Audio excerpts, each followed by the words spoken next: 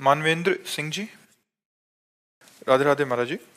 महाराज जी, जीवन में ईश्वर भक्ति के साथ साथ वैभव की कामना की जा सकती है? हाँ, की जा सकती है।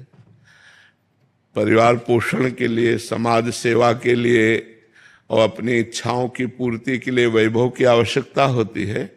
तो हम भक्ति के द्वारा ही भगवान से प्रार्थना करें कि हमें ऐसा कार्य दिलवाओ, हमें ऐसा व्यापार दिलवाओ, ऐसा मार्ग दो जिससे हम आपका भजन करते हुए अपनी कामनाओं की पूर्ति कर सकें। अवश्य करना चाहिए, ऐसा होना चाहिए, क्योंकि अर्थ होगा तो हम साधु सेवा करेंगे, गौ सेवा करेंगे, समाज सेवा करेंगे, माता पिता की सेवा, अपने शरीर की सेवा, अपनी इच्छाओं की पूर्ति, पर पवित्र ढंग से हमें अर्थ मिले, बेईमानी, घूसखोरी, चोरी, गंदे आचरण से नहीं। तो इसीलिए भक्ति युक्त हमारे कामना की पूर्ति होनी चाहिए। जी। प्रशांत उपाध्याय जी।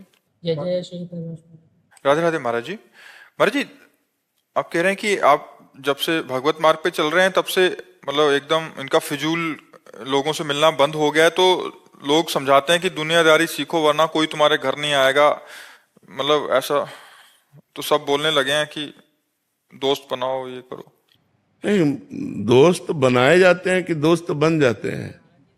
जिनसे दोस्ती थी उनसे भी अब दोस्ती नहीं रही। यार, हमारी तो सब किसी से ना दुश्मनी ना किसी से दोस्ती। हमें लगता ही नहीं दोस्त कौन है हमारा।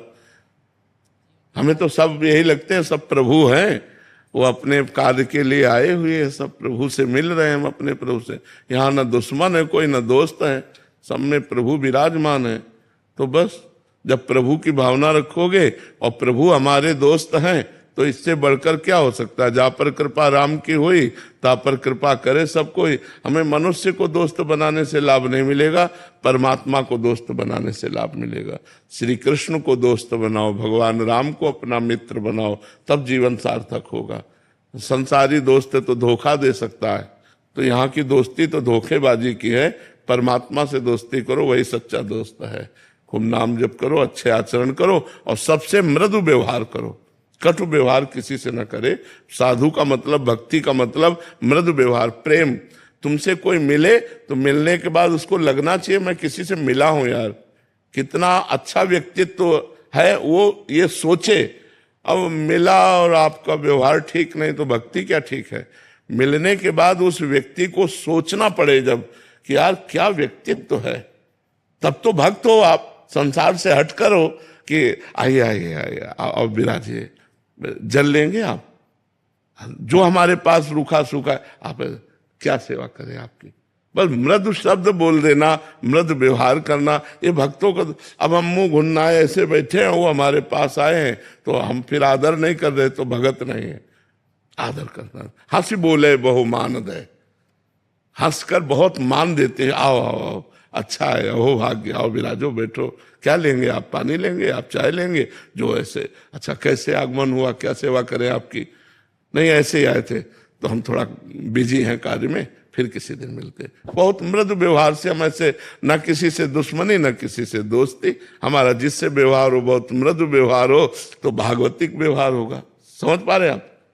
भोज निमंत्रण में मतलब रहता है हम लोगों का बुलावा, और उसमें ऐसे कहाँ रोज भोज हो रहे हैं यार, कहाँ रोज भोज हो रहे हैं। कोई वृंदावन धाम थोड़ी है। गांव गली में तो कभी कभी किसी का ब्याह हुआ तो करवा दिया, ले रोज भोज का हो रहा है गांव गली में। कभी ऐसा हो तो चले गए, राधा राधा खाया, क्या चला गया। प्याज लहसुन वाला रहता है तो इसी नहीं, प्याज लहसुन वाला तो भक्त को नहीं पाना चाहिए, क्योंकि तमोगुणी होता है। तो वो बता दे भाई कि हम प्याज लहसुन नहीं पाते हैं, तो बात है। नहीं तो जैसे गांव में हमारे प्याज लहसुन पड़ा निमंत्रण होता था जिसमें भोजन बनता था, तो खीर में प्याज लहसुन नहीं होता, गुलाब जामुन में प्याज लहसुन नहीं होता। तो हम बैठ गए पंगत में और बस भाई ये रख दो।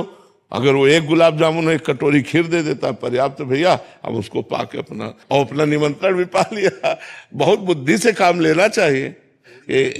हाँ, पूरी खीर और क्या बढ़िया। पूरी में कोई प्याज लहसुन थोड़ी बड़ा होता है यार। बिल्कुल ऐसे ही चाहिए, ऐसे ही चाहिए।